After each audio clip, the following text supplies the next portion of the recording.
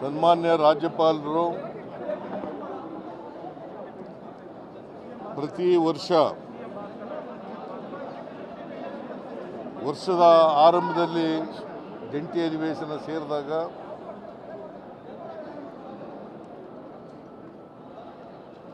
ಮತ್ತು ಹೊಸ ಸರ್ಕಾರ ಬಂದಾಗ ಜಂಟಿ ಅಧಿವೇಶನ ಉದ್ದೇಶಿಸಿ ಭಾಷಣ ಮಾಡ್ತಕ್ಕಂಥದ್ದು ಸಂವಿಧಾನದ ರೀತಿಯ ರಾಜ್ಯಪಾಲರ ಕರ್ತವ್ಯ. ಆರ್ಟಿಕಲ್ 176, 163 ಭಾಳ ಸ್ಪಷ್ಟವಾಗಿ ಹೇಳ್ತದೆ, ರಾಜ್ಯಪಾಲರು ಅವರು ತಯಾರು ಮಾಡಿದಂಥ ಭಾಷಣವನ್ನು ಓದಾಗಿಲ್ಲ. ಕ್ಯಾಬಿನೆಟ್ ಏನು ಪ್ರಿಪೇರ್ ಮಾಡಿಕೊಡ್ತದೆ, ಸರ್ಕಾರದ ಸಚಿವ ಸಂಪುಟ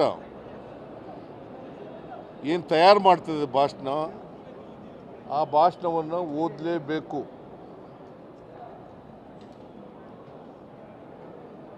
ಇವತ್ತು ಜಂಟಿ ಅಧಿವೇಶನ ಕರೆಯಲಾಗಿದೆ. ಯಾಕಂದರೆ ಇದು ಮೊದಲನೇ ವರ್ಷ, ಮತ್ತೆ ಮೊದಲನೇ ಜಂಟಿ ಅಧಿವೇಶನ. ಜೊತೆಗೆ ವಿಶೇಷ ಅಧಿವೇಶನವನ್ನು ಕೂಡ ಕರೆದಿದೆ. ಕಾರಣ ಯಾಕಪ್ಪ ಅಂತಂದರೆ, ಮಹಾತ್ಮ ಗಾಂಧಿ ಉದ್ಯೋಗ ಭರವಸೆ ಯೋಜನೆ ಅದನ್ನು ರದ್ದು ಮಾಡಿ,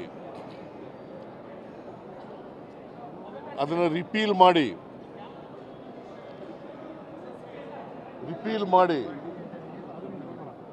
ವಿ.ಬಿ.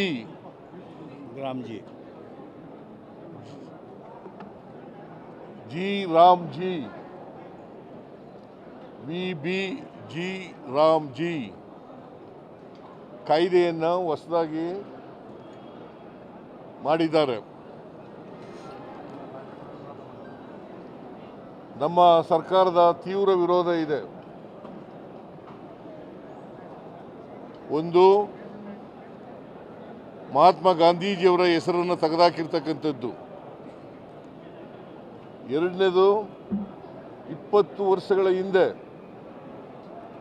2005 ಮನಮೋಹನ್ ಸಿಂಗ್ರವರು ಪ್ರಧಾನಮಂತ್ರಿಯಾಗಿದ್ದಾಗ ಅವರು ಡೈರೆಕ್ಟಿವ್ ಪ್ರಿನ್ಸಿಪಲ್ಸ್ನಲ್ಲಿರ್ತಕ್ಕಂಥ ಸಂವಿಧಾನದ ನಿರ್ದೇಶನಗಳಲ್ಲಿರ್ತಕ್ಕಂಥ right to work, right to food, right to education, right to information, ಈ ಕಾಯ್ದೆಗಳನ್ನು ತಂದಿದ್ದರು. ಉದ್ದೇಶ, ರೈಟ್ ಟು ವರ್ಕ್ ಕಾಯ್ದೆ ತಂದದ್ದು ಉದ್ದೇಶ ಏನಪ್ಪ ಅಂತಂದರೆ, ಹಳ್ಳಿಗಾಡಿನಲ್ಲಿರ್ತಕ್ಕಂಥ ಬಡ ಕಾರ್ಮಿಕರಿಗೆ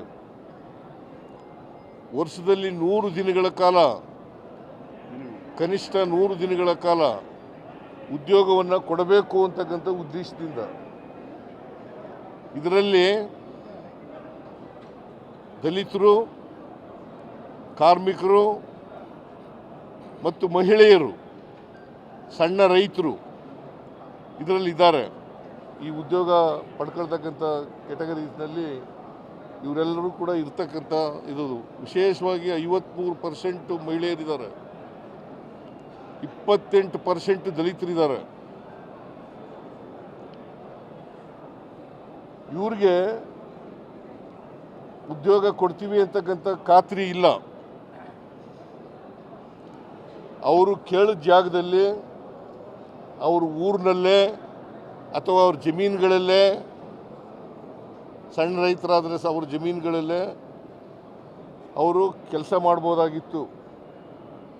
ಇದನ್ನು ರದ್ದು ಮಾಡಿದ್ದಾರೆ. ಯಾಕಂತಂದರೆ, ಈಗಿನ ವಿ.ಬಿ. ರಾಮ್ಜಿ ಕಾಯ್ದೆನಲ್ಲಿ ಕೇಂದ್ರ ಸರ್ಕಾರ ತೀರ್ಮಾನ ಮಾಡಬೇಕು. ಕೇಂದ್ರ ಸರ್ಕಾರ ಎಲ್ಲಿ ಕೆಲಸ ಮಾಡಬೇಕು ಅಂತಂದರೆ ಅಲ್ಲಿ ಮಾಡಬೇಕು.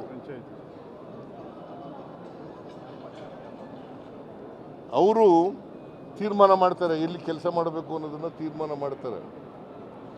ಆಮೇಲೆ 365 ದಿನಗಳು ಯಾವಾಗ ಕೆಲಸ ಕೇಳಿದ್ರು ಕೊಡಬಹುದಾಗಿತ್ತು,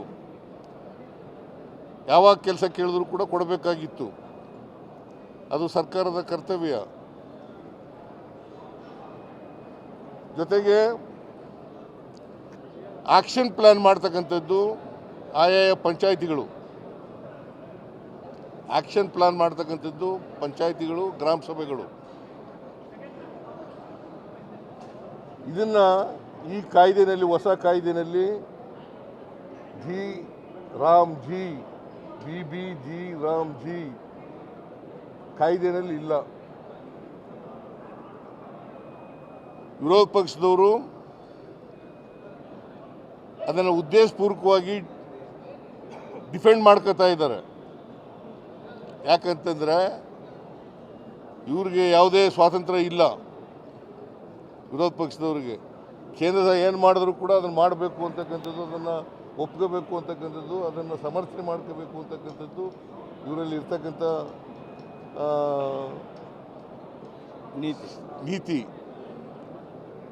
ನೀತಿ. ಅದರಿಂದ ನಾವು ಅದನ್ನು ವಿರೋಧ ಮಾಡಿದ್ದೀವಿ. ಅದನ್ನು ಕ್ಯಾಬಿನೆಟ್ಟು ರಾಜ್ಯಪಾಲರ ಭಾಷಣದಲ್ಲಿ ಸೇರಿಸಿತ್ತು. ಮರುಸ್ಥಾಪನೆ ಮಾಡಬೇಕು ಅಂತ ನಮ್ಮ ಉದ್ದೇಶ ಏನಪ್ಪ ಅಂತಂದರೆ, ಅದರಲ್ಲಿ ಮನ್ರೇಗಾದಲ್ಲಿ ಉದ್ದೇಶ ಏನಪ್ಪ ಅಂತಂದರೆ ಮನ್ರೇಗವನ್ನು ಮರುಸ್ಥಾಪನೆ ಮಾಡಬೇಕು. ಈಗ ತಂದಿರತಕ್ಕಂಥ ಹೊಸ ಕಾಯ್ದೆಯನ್ನು ರದ್ದು ಮಾಡಬೇಕು. ನಮ್ಮ ಪಕ್ಷದಲ್ಲಿ ಮತ್ತು ಸರ್ಕಾರದಲ್ಲಿ ತೀರ್ಮಾನ ಮಾಡಿದ್ದೀವಿ.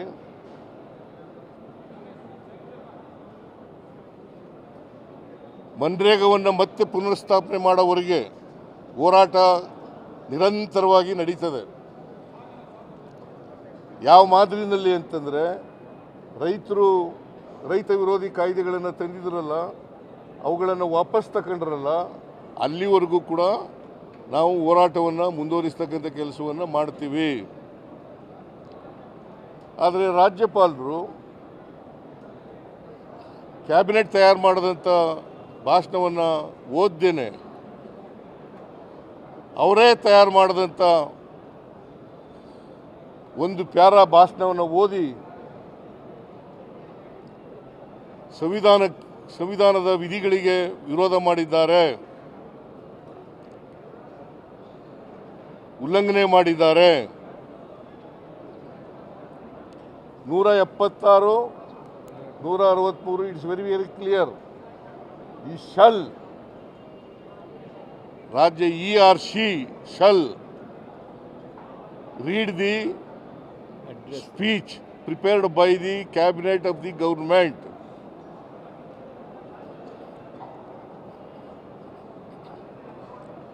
ಇದು ಇರ್ತಕ್ಕಂಥ ವಾಸ್ತವ ಪರಿಸ್ಥಿತಿ.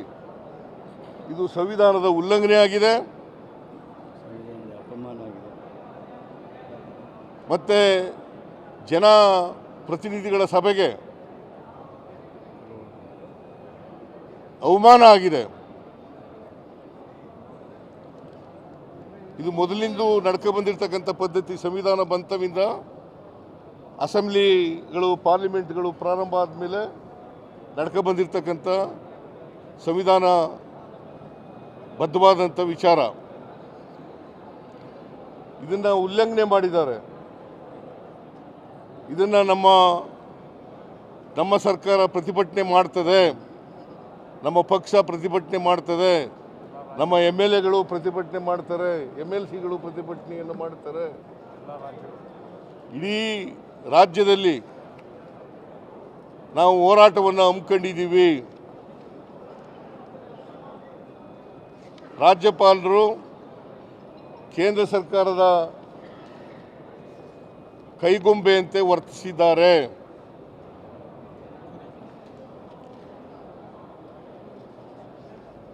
ಕೇಂದ್ರ ಸರ್ಕಾರ ಅವರ ಮಾಡಿರ್ತಕ್ಕಂಥ ತಪ್ಪನ್ನು ಮುಚ್ಚಿಕೊಳ್ಳಲಿಕ್ಕೋಸ್ಕರ ರಾಜ್ಯಪಾಲರ ಕೈಲಿ ಬೇರೆ ಭಾಷಣವನ್ನು ಓದಿಸಿದ್ದಾರೆ. ಇದು ಸಂವಿಧಾನ ಬಾಹಿರ, ಸಂವಿಧಾನದ ಉಲ್ಲಂಘನೆ. ಅವರ ಕರ್ತವ್ಯವನ್ನು ಪಾಲನೆ ಮಾಡಿಲ್ಲ, ಅವರ ಜವಾಬ್ದಾರಿಯನ್ನು ಪಾಲನೆ ಮಾಡಿಲ್ಲ.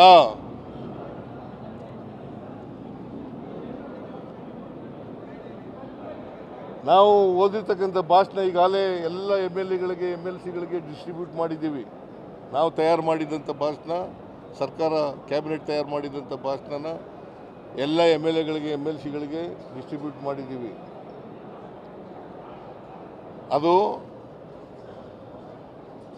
ನಾನು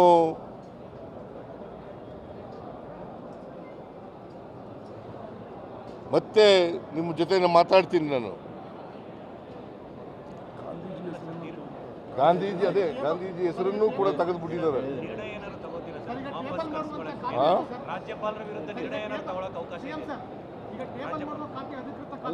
ಇಲ್ಲ, ನಾವು ಕೋರ್ಟ್ಗೆ ಹೋಗ್ಬೇಕು, ಸುಪ್ರೀಂ ಕೋರ್ಟ್ನಲ್ಲಿ ಮೊಕದ್ದಮೆಯನ್ನು ಹೂಡಬೇಕು ಬೇಡವೋ ಅಂತಕ್ಕಂಥದ್ದನ್ನು ವಿಚಾರ ಮಾಡಿ ನಿಮಗೆ ತಿಳಿಸ್ತೀನಿ.